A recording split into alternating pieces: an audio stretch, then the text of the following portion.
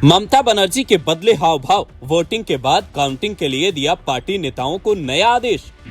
TMC की internal survey report में चौंकाने वाला दावा, कालीघाट कैमक स्ट्रीट की सीक्रेट रिपोर्ट हुई लीक।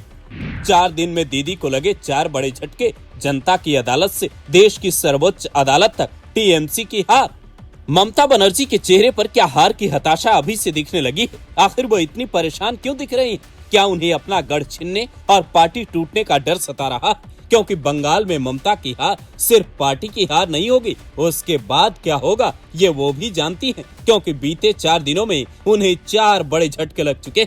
जिसके बारे में बताएं उससे पहले ये तस्वीर देखिए। ये तस्वीरें हैं उस स्ट्रॉन्ग रूम की जहां से ममता बनर्जी चुनाव लड़ रही हैं। ये वो सीट है जहां 4 दशक से टीएमसी का गढ़ है, पर काउंटिंग से पहले कोई गड़बड़ी न हो ये देखने खुद ममता बनर्जी पहुंच जाती हैं। उनकी पार्टी की नेता शशि पांजा वहां धरने पर बैठ जाती हैं, जो आंध्र प्रदेश की रहने वाली है। उनकी शादी पश्चिम बंगाल के प्रसिद्ध पांजा परिवार में हुई तो वो वहां रहने लगी। उनके ससुर अजीत पांजा केंद्रीय मंत्री तक रहे, जिनकी सियासी विरासत को अब शशि पांजा ने आगे बढ़ाया और फिलहाल बंगाल सरकार में मंत्री हैं। उनके कंधों पर टीएमसी को फिर से सत्ता में लाने की भी जिम्मेदारी है। यही वजह है कि कई नेता स्ट्रॉन्ग रूम के बाहर धरने पर बैठे हैं, तो वहीं ममता बनर्जी रीपोलिंग का एक अपडेट ले रही है। जिन 15 बूथों पर वोटिंग हो रही है वो उनके भतीजे अभिषेक बनर्जी के गढ़ डायमंड हार्बर में हो रही है। पूरे इलाके में पैरामिलिट्री फोर्स की तैनाती बढ़ा दी गई है। ये पूरा एरिया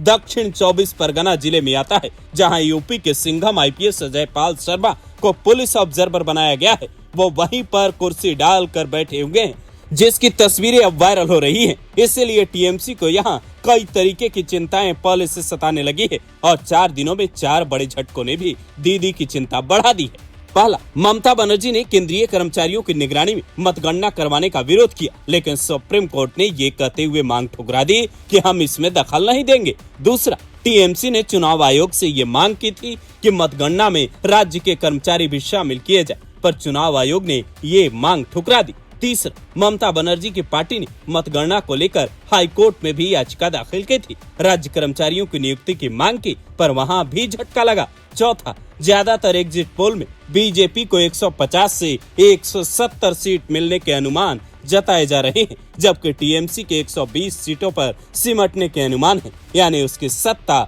जा सकती है। एग्जिट पोल ने टीएमसी कार्यकर्ताओं का मनोबल तोड़ दिया है, लेकिन इसी बीच टीएमसी की इंटरनल सर्वे रिपोर्ट लीक होने की खबरें आती है। न्यूज 18 दावा करता है ममता बनर्जी के कालीघाट और अभिषेक बनर्जी के कैमक स्ट्रीट के रणनीतिकारों ने एक सर्वे में ये दावा किया है कि जमीन पर लहर एग्जिट पोल के ठीक उल्टा है।